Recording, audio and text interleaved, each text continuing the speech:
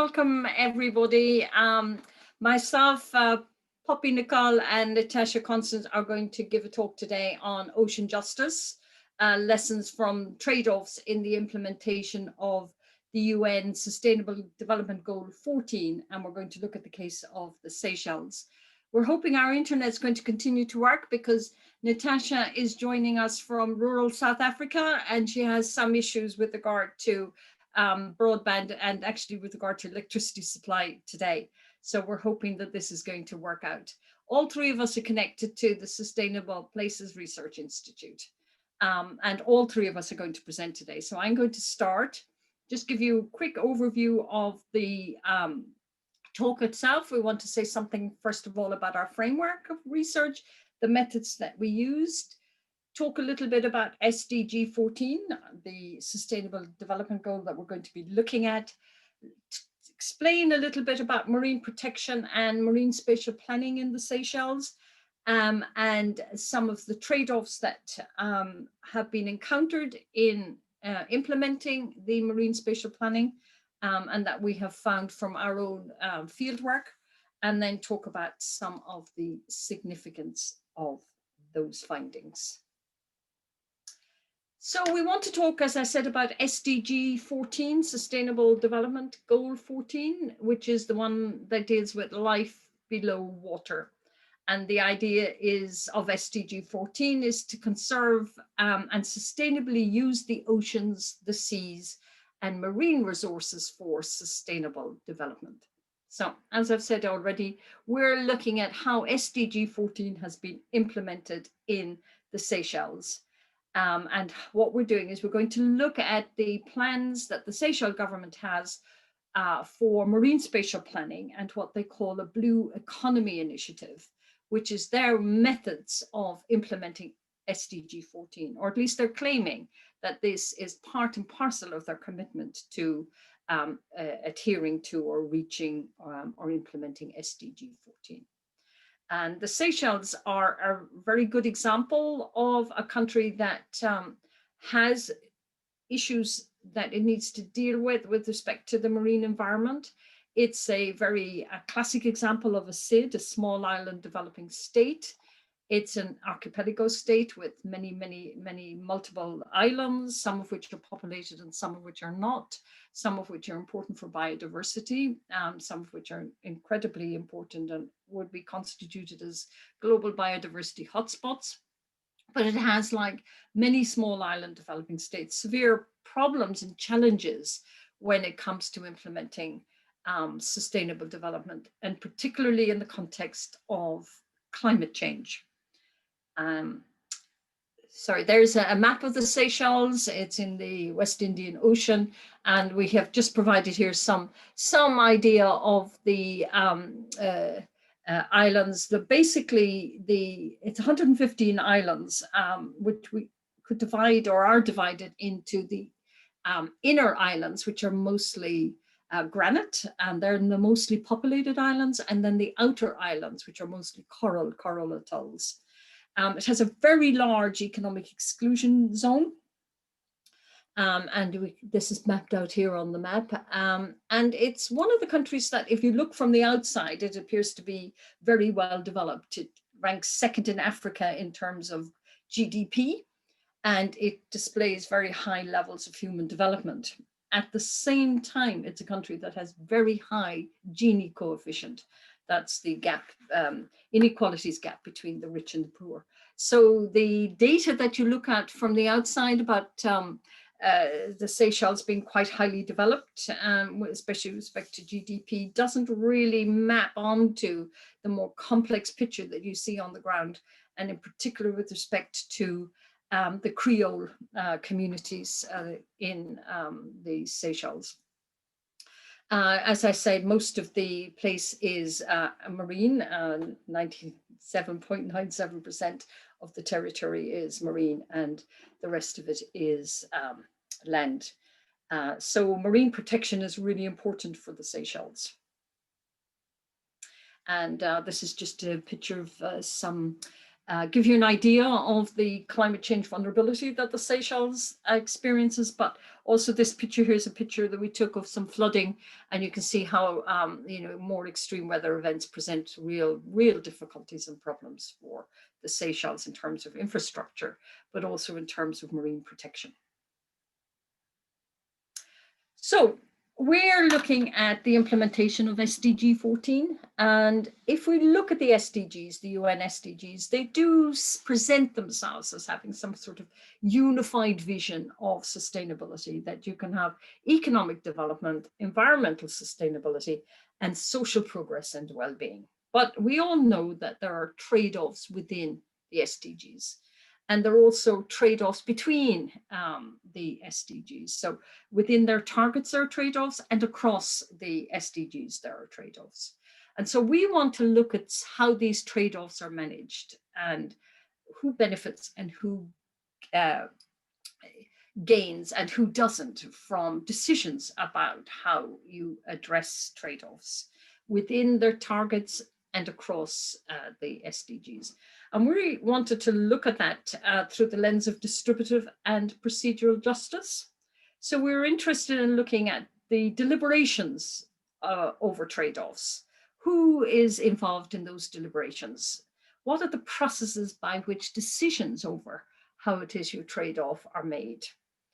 And then the different perceptions that people might have about the marine environment, or the values and benefits of conservation or nature or well-being, or what constitutes development among different groups in society, and whose voice gets to have the final say, as it were, over decisions about how it is that you implement SDGs, or in our case, SDG 14. And we thought that we really couldn't get to the bottom of that story, as it were, without properly understanding the history and the context in which those trade-offs are made and also perceived by different groups. So they're the kind of issues that we went to the Seychelles to look at. So we figured that trade-offs and benefits accrue to particular groups due to their ability to draw down benefits to themselves and displacing what we might call the negative externalities or the negative consequences to others. And under what circumstances would one group have that power to do that? And we thought it has actually got to do with issues around power distribution, about access to decision-making, about access to the public policy-making process, about control over the agenda of what public policy-making processes are addressing and how they're addressing. We also thought that international governance regimes would have some role in shaping those, and in particular, the United Nations Global Environmental Facility, or some of the other big international actors and agents that are working on implementing the SDGs. And we haven't really looked so much at the international regimes themselves, because that's a whole other body, but some of the actors that might be involved in the implementation is what we've looked at. We've also have to take account of external market forces, like are there globalization processes or trade issues, particularly around marine resources and fish proteins and these things that might come to bear on those decisions, or globalized actors in the marine sector that would have a role. And we're also think that local conditions are important for shaping trade-offs and who gets the benefit and who gets the disadvantages from how it is you address the SDGs. And in particular, we wanted to look at good governance, how transparent is the system, how open is the system, whose knowledge does it take into account, is it corrupt, is it not? And the Seychelles, on one hand, it's a highly developed economy, and we probably know it best for its beautiful beaches, as you can see behind me in the picture, and its high value-added tourism, but it's got underlying issues with respect to corruption and with respect to good governance, and we wanted to look at those as well. So the justice lens that we're looking at is about distribution. Who benefits, what group, who captures the benefits, and who is the the group that is disadvantaged by that. And that's about issues for us of justice and equity and fairness in the implementation of the SDGs, which are supposed to be about promoting these things. So that's really way too broad, far too complicated and far too embroiled. So we thought, well, let's narrow it down a little bit and let's look at recognition and procedure, because we think that recognition and procedure are two really important features of governance that support equitable outcomes from public policy decisions. So recognition is about voice and legitimacy. It's about the recognition and the acknowledgement that there are different diverse groups within a community, that these different groups have different types of knowledge, and that voice and legitimacy would involve us having to understand and accept the legitimacy of other forms of knowledge other than the knowledge that is presented by the dominant group. So this brings us to the matter of epistemic justice, which we're not going to address very much here. We've actually done a separate paper on epistemic justice, and also recognition and voices about paying attention to how policy outcomes impact upon different groups and bringing that back into the decisions that you make over how it is you're going to implement, in this case, SDG 14. And we also think that procedural justice is important. Making plans visible, whatever plans you have about implementing SDG 14, making them accessible, making them visible, and making sure that the processes through which decisions are made is open and transparent and fully engaging different stakeholder types, and not having procedures that bias in favor of outcomes to particular groups at the expense of others. There will always be outcomes that favor one over the other, but the transparency and accountability and how those are made is the important issue for us, so that we know that we're making trade-offs and we know that we're giving some people benefits, and that this is visible in the system, so that we can then address any of the negative consequences of those decisions.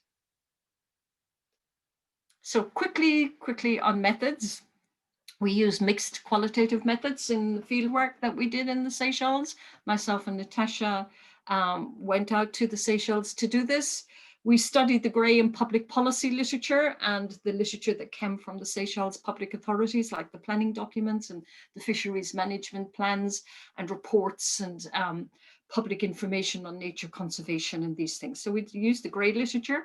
We then held a stakeholder workshop with partners in the Blue Economy Research Institute at the University of the Seychelles, where we brought together 20 participants from across public administration, the environmental groups who were dealing with marine protection, ecologists, economists, academics. And the purpose of that was for us to identify with them what were the big challenges in implementing marine spatial protection and SDG 14. We also held a focus group with the Seychelles Fisheries Authority in collaboration with our partners in the University of Seychelles,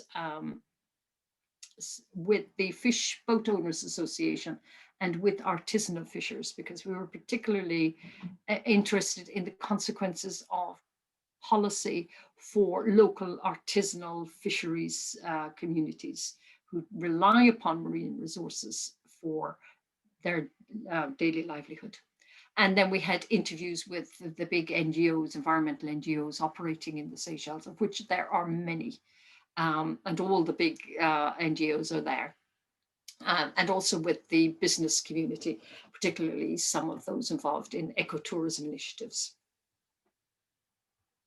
A photo of one of our workshops. And a photo of some of the groups that the chalets, this was one of the ecotourism initiatives, and just some photos from some of the groups that we interviewed or that were involved in our research. So I'm going to pass you over now to Poppy, who's going to take us through SDG 14 and the Marine Spatial Planning before Poppy hands over to Natasha. So over to you, Poppy. Thanks, Susan. Yeah, so as Susan has outlined, the Sustainable Development Goals, or SDGs, are a collection of 17 goals that call for action by all countries for more sustainable futures. Agreed in 2015 by the UN General Assembly, they're set with the intention of being achieved by 2030. And the UN SDGs bring to light some of the challenges small island developing states face in relationship to climate change, food security, and state capacity. So this talk focuses on the SDG 14, Life Below Water. And as Susan said, the Goal 14 aims to conserve and sustainably use the oceans, seas, and marine resources. And SDG 14 includes a number of targets, including conservation of at least 10% of coastal and marine areas, and the sustainable management and protection of marine and coastal ecosystems to avoid significant adverse impacts. So the Seychelles was the first East African country to establish a network of marine protected areas, or MPAs. As a small island state, developing state, however, marine protection in the Seychelles has been hampered by a number of issues, including, firstly, lack of resources, which includes funding. Secondly, weak enforcement. And also the limitations of industry and owner self-regulation. And in the outer islands, which are some of the kind of real focuses, hotspots of biodiversity in the Seychelles, they're further challenged by both geographical distance and piracy in some cases. So these two issues present further challenges to upholding marine protection. But over the last few years, there's been a real shift towards the involvement of private governance actors, including NGOs and private partners, to take responsibility for marine protection and upholding of marine protected areas and management in the Seychelles. As you can see on this map, around 16% of the Seychelles exclusive economic zone is designated for protection at the moment, 10% of which is implemented and 6% not yet, but has been agreed.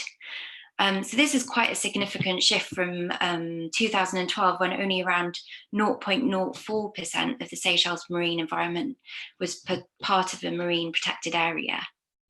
And the Seychelles have committed to protect 30% of the marine environment, which includes the economic environment zone. So the Blue Economy National Strategy is a key driver in terms of reaching this goal. So in 2015, the Seychelles government created the Blue Economy Department, which was tasked with coordinating national transition towards blue economy. And the blue economy has been defined as those economic activities that directly or indirectly take place in the ocean, use outputs from the ocean, and put goods and services into oceans activities, and the contribution of those activities to economic growth, social, cultural, and environmental well-being. And the Blue Economy Strategic Framework and Roadmap kind of presents a pathway to achieving this, which has been stated by the government of Seychelles as achieved through innovation, knowledge-led approach, being mindful of the need to conserve the integrity of the Seychelles marine environment and heritage for present and future generations. And some of the key mechanisms for the blue economy include the Debt for Nature swap, the Seychelles Conservation and Climate Change Adaptation Trust, and blue bonds. So the Debt for Nature programme has allowed the Seychelles to restructure their sovereign debt and leverage capital to fund marine protection under the premise of the blue economy. And part of the payments of the Debt for Nature are being directed to the Seychelles Conservation and Climate Adaptation Trust, which then provides funds for marine protection, sustainable fisheries, climate change, and improved ocean management. And the blue bonds are also developed with the idea of directing investment to support sustainable marine and fisheries projects. So overall, these all aim to enhance marine protection through sustainable use of marine environment and the improved governance of fisheries and ultimately the support of sustainable development. And all of these are kind of feeding into the development of a Marine Spatial Plan, which is kind of a national overarching framework for marine governance. So yeah, part of this Marine Spatial Plan that has been kind of, the process has been delivered through collaboration between the Seychelles government and the Nature Conservancy. So 4 key parts of this are both integrated and participatory processes for the long-term use of the marine environment, multi-sectoral approaches to developing the regulatory spatial plan, and the demarcation of areas for fisheries, tourism, marine transportation, biodiversity conservation, cultural heritage, and extraction for petroleum, mining, and aggregate, as well as providing limited open access both for fishers and for tourists. And I'm now going to hand over to Natasha, who's going to talk a little bit more about some of the fieldwork findings of around this regulatory framework and the trade-offs involved. Okay, thank you very much.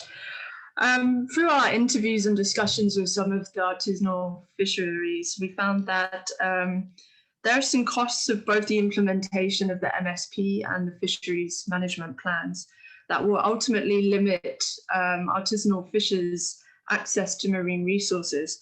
So some of the controls that are going to be put in place might be spatial or temporal in nature, ranging from short-term closures of certain locations which are key fishing areas, to more longer-term prohibit bans on fishing in certain areas such as marine protected areas. So a lot of these measures are meant to be introduced this year, and other fisheries conservation measures that are being built around specific fishery plans may include also limiting the number of licensed boats or prohibiting certain types of fishing gear that can be used by fishers. So there's a very high potential for conflict between the MSP and user groups such as fisheries on the ground because of the restrictions that will be put in place. And these are just some of the costs on trade-offs that will affect fishermen directly, which might include losing access to certain areas, leading to economic displacement, changes in the quantity and quality of resources that a household can access, changes in seasonal use, and because you're ultimately going from a completely unregulated system to something that is now going to be regulated.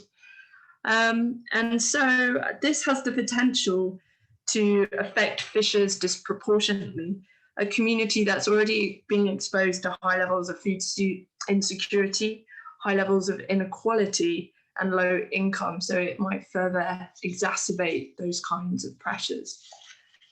The My Plateau Trap and Line Fishery Co-Management Plan is actually being implemented through the NGO sector in collaboration with some representatives called the Fishing Boat Owners Association that represent artisanal fishermen.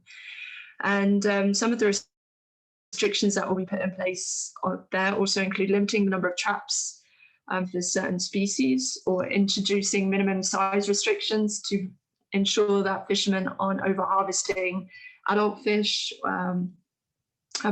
juvenile fish, allowing populations to recover for certain species. And it also is going to be including some new restrictions on other sectors such as recreational fisheries and licensed commercial fishing vessels, which currently also operate within an open access system. So some of these restrictions or area-based restrictions, like fishing closures, can contribute to achieving biodiversity outcomes, but also at the cost of other SDG goals, such as SDG 1, where achieving no poverty, SDG 2, no zero hunger, and SDG 3, good health and well-being. So at the expense of implementing SDG 14, which is literally trying to prevent, regulate over-harvesting of fish, it comes at the cost or trade-off of on local livelihoods as well. Okay. When we spoke to some of the artisanal fishermen, a quite widespread perception that there was very poor consultation in the planning process for the MSP. And basically, if you look at some of the management plans of the MSP, they specify within their plans that there will be a very effective, transparent and participatory process in engaging different stakeholders. But when it comes to that being enacted on the ground, it's often lip service. So a lot of these fishermen attend meetings, but they have little say. They try to have a say in the development of future plans, but it's the widespread perception is that it was poorly done. And this is kind of reflected in the idea that the production of the Blue Economy Roadmap, which was actually released prior to the completion of several stages of consultation. And this was seen by the fishermen to have led to a failure to largely recognise how the MSP and its related fisheries plans will restrict local livelihoods. For example, the designation of very high biodiversity zones within the Marine Spatial Plan, which will become no-take zones where there's no access is allowed from fishermen in particular, is actually located in a key artisanal fishing area close to the inshore waters of the Mare Plateau. And that's a big source of contention. This is because this area really supports a large part of the demersal fishing industry, which targets domestic markets. And the other thing is that many artisanal fishermen also describe the negative impact of other unregulated sectors that they have to compete with, such as recreational and commercial fisheries that also operate within an open access system. So even within the MSP, some of the new zonations include restrictions on long line fishing of pelagic fish in offshore waters, but they don't impose the same restrictions on charters and recreational fishers. So this is kind of disparity between favouring some groups at the cost of others. And also a lot of the fishermen said by restricting access to these kind of offshore waters, artisanal fishermen play a big role in reporting on sort of illegal fishing and piracy issues. They're kind of the eyes and ears and watchers of the water, and they have their own sort of community structures for reporting illegal fishing within the system to government and things like that. So their kind of informal policing and the role that they play on the water is going to be disrupted.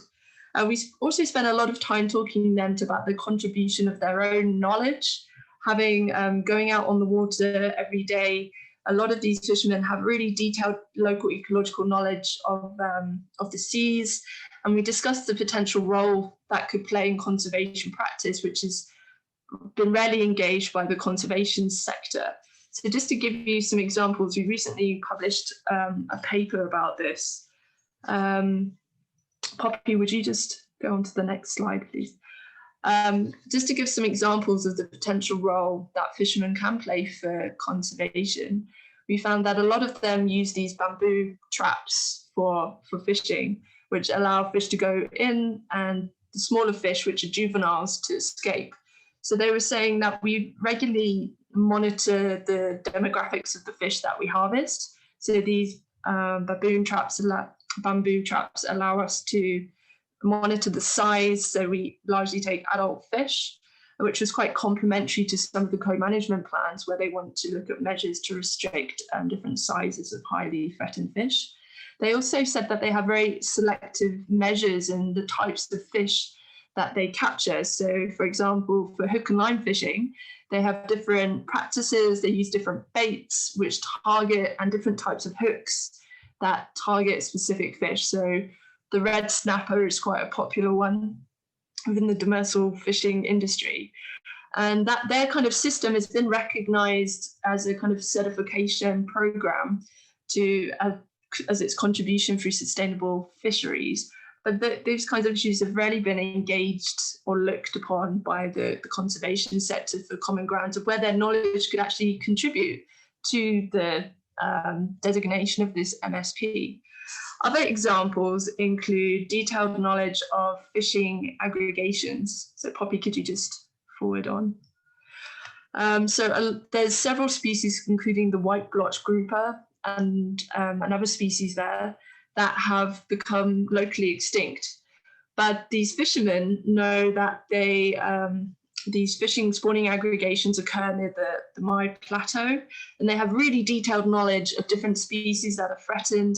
And only recently, scientists are starting to engage with that knowledge to identify where these species are within the waters. So there's a lot of potential here for engaging the fishermen themselves and their practices within these marine spatial plans. They also said that areas of high biodiversity, which are being integrated as protected zones within the Marine Spatial Plan, don't account for how biodiversity is shifting within the seas, and its temporal nature is how it shifts with phytoplankton and things like that. So they're just saying, like, we have a lot to contribute, but it's really being considered. Okay, next slide, please. Just to return to this idea of distributive justice, one of the key models that the Marine Spatial Plan is implementing is a new aquaculture policy.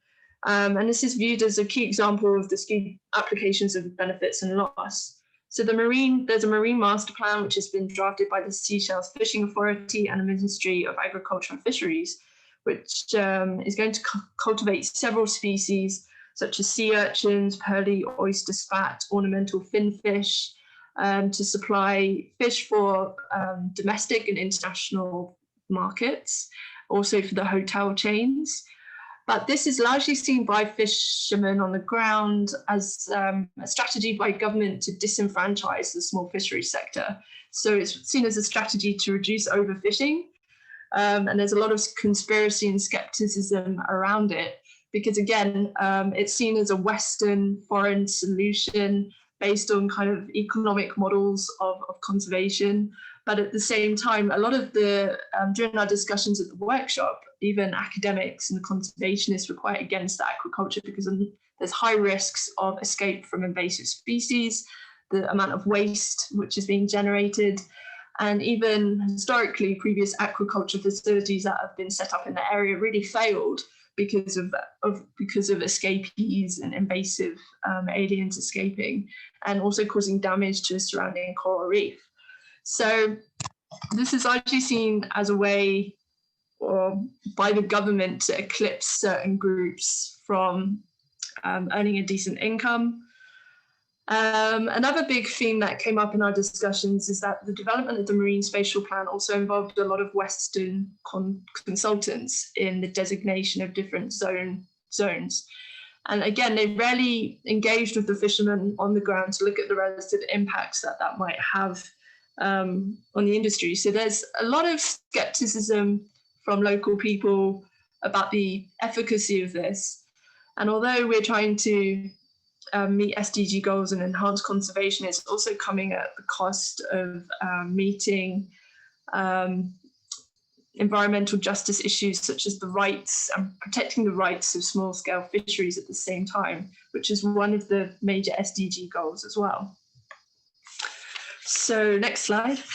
So just to summarize, there's generally previously the Seychelles was a one-party state, and democracy is still within its infancy.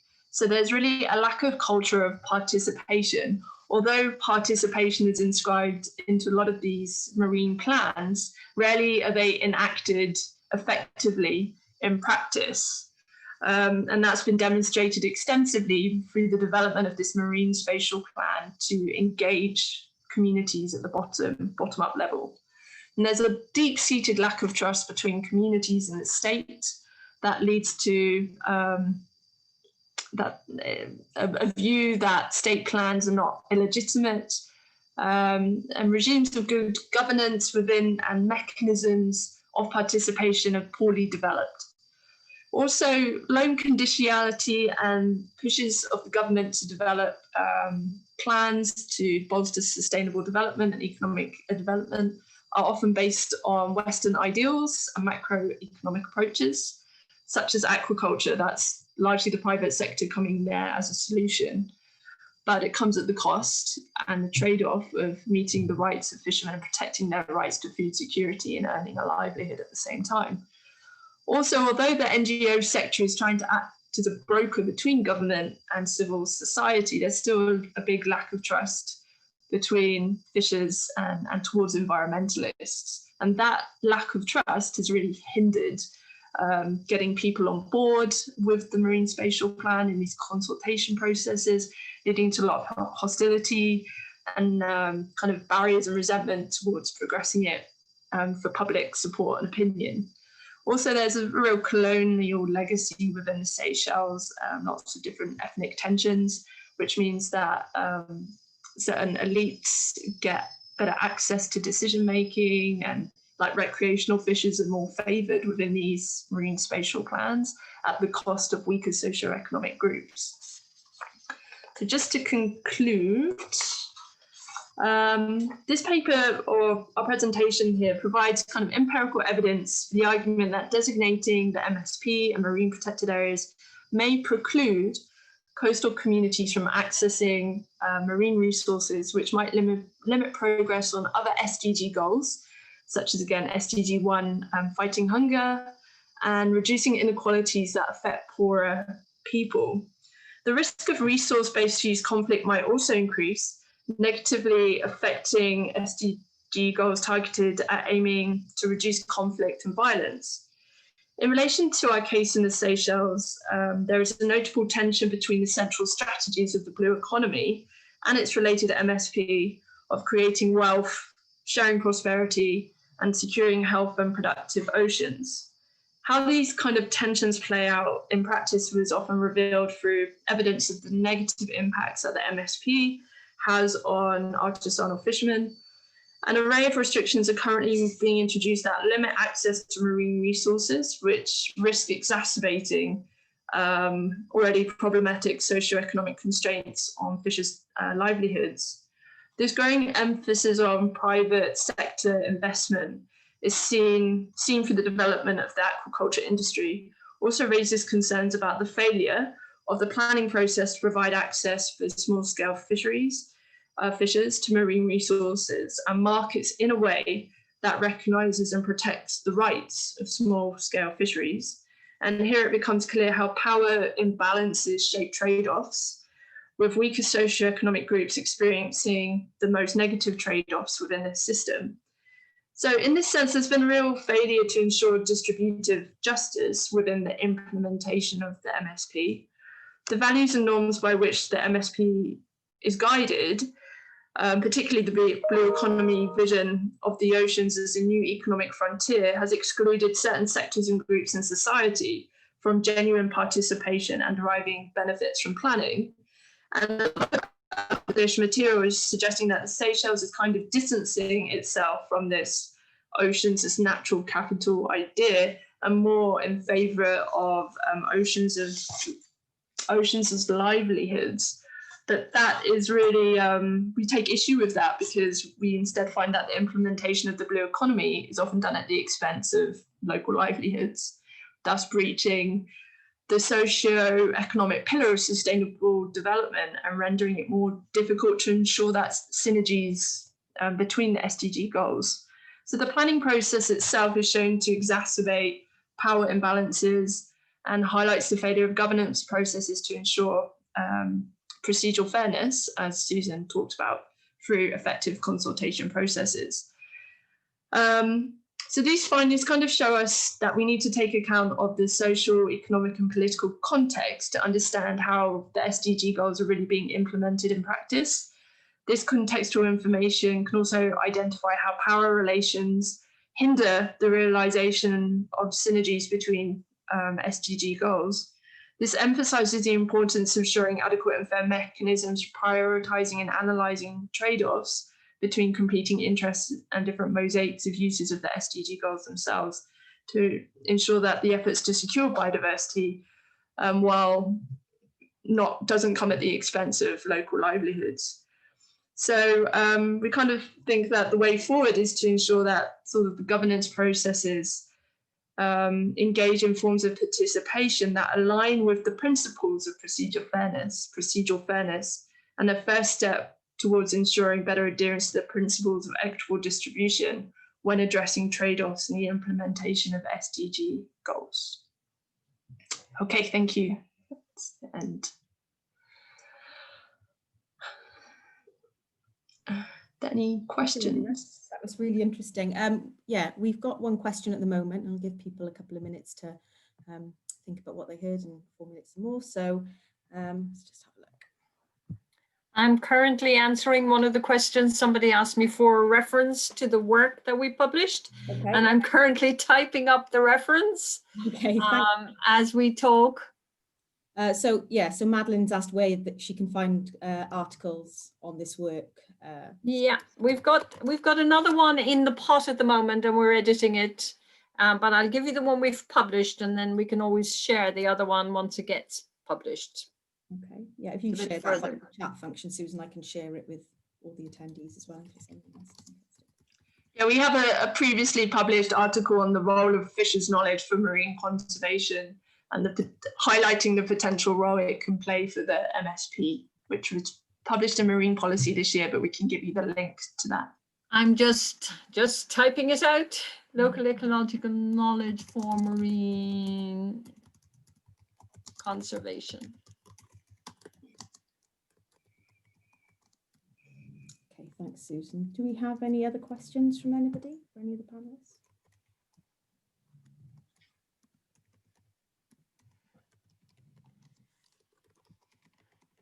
Nearly finished. Thanks, Susan. I can't copy it without going out of Zoom, so I have to type it. Don't worry. Okay. Okay, thank you very much, Susan. I will copy that into I'll copy that into the chat so that the attendees can see it as well. So we've got another question from Lucy. Says, thanks for the presentation. When you speak about displacing the negative externalities to others, can you say a bit more about that? Do you want me to say something in the first instance? Táfáilte wrote, somebody has written to me in Irish, so Táfáilte wrote. Yes, what we found was that the Marine Spatial Planning tended to displace some of the negative issues to the local artisanal fishers community. So, for example, the restrictions were placed on them about access, as Natasha said, about types of fishing equipment they could use, about when they can fish, about what they can fish and how they can fish it. Without really balancing that. And I think nobody had any problem about the need for marine conservation. But what they had a problem about was that wasn't quite balanced by equitable, as it were, restriction on the larger industrial fishing sector. And the tuna fishing sector in particular in the Seychelles is a big foreign currency earner and a big part of the Seychelles economy. But it was the local artisanal fishers who were more heavily restricted by the Marine Spatial Plan.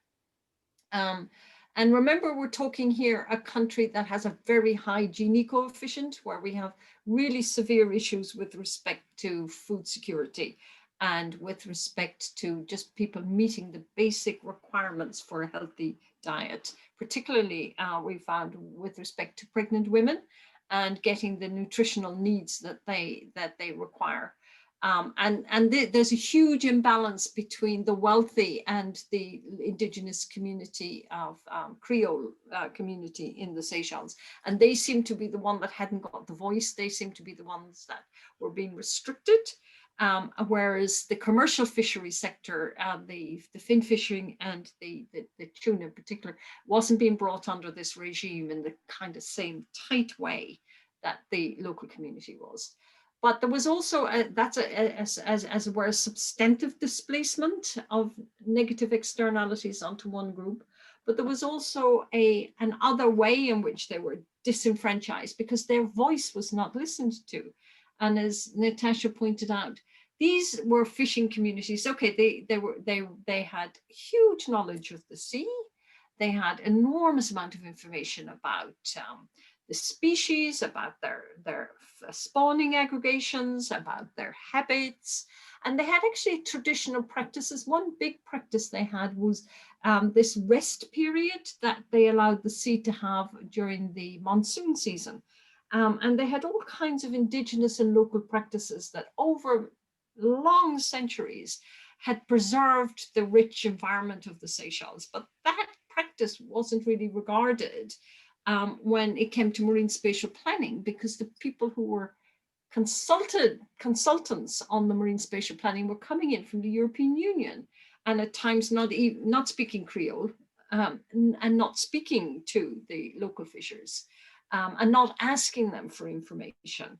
And that's quote where one person said, but we are just the little people, we're just disregarded. And that to us was the procedural problem, that they didn't have voice, they weren't seen as legitimate, they were seen as sort of in the way, as it were, of using the marine economy as a new frontier. And that was the word that the blue economy uses, that the marine environment is in fact a new economic frontier. And here is the possibility for using the marine environment as a new form of capital and a new place for capital expansion. And there was no place for local indigenous fishing communities in that. So that's what we meant. So maybe Natasha wants to add in more on that? No, I think you've covered that well. Yeah, I'm just reading this other question here on, yeah. Want me to read that out for you, Natasha? And I can, yeah, you can say, okay, great. So we've got a message from Paul. It says, you mentioned that marine conservation measures had excluded artisanal fishers from locales of cultural heritage and or sacred sites. Did this include spaces out at sea or just those on land adjacent to the protected areas? And secondly, how well documented is the maritime cultural heritage of the Seychelles? Work in East Africa has shown how important it is to consider MCH when trying to promote sustainable use of marine resources that align with the SDGs. Yeah, we didn't cover that topic so much in detail. It was just made reference to. So to be honest with you, information on cultural heritage of the marine environment is not well documented by scholars and academic literature at all. I actually do research in South Africa on sacred sites here in on forest ecosystem services, and it's really well documented of the role that sacred natural areas play for biodiversity conservation and protecting forest environments and things like that. So as far as I know, it was more talking about places that individuals used to access it when they were younger, or for like family excursions. So it was normally a specific marine area near a particular island, and things like that. So we didn't go into that in so much detail, so I can't give you a huge amount of detail on that, but it's definitely an area for further research. Susan, can you remember any more elaboration on that? Yeah, we actually had concocted some plan to find further research money to go back out to the Seychelles and to look more carefully at indigenous and local knowledge. We know that one of the groups that we were working with, NC4BAT, had tapped and tracked local knowledge on plants and herbs. Now, apparently we did speak to people when we were in these Seychelles about this, and this is very well documented. But we were interested from a marine perspective, and from Natasha, we should point out, is a social anthropologist with a background in conservation biology. Am I right there? Yes.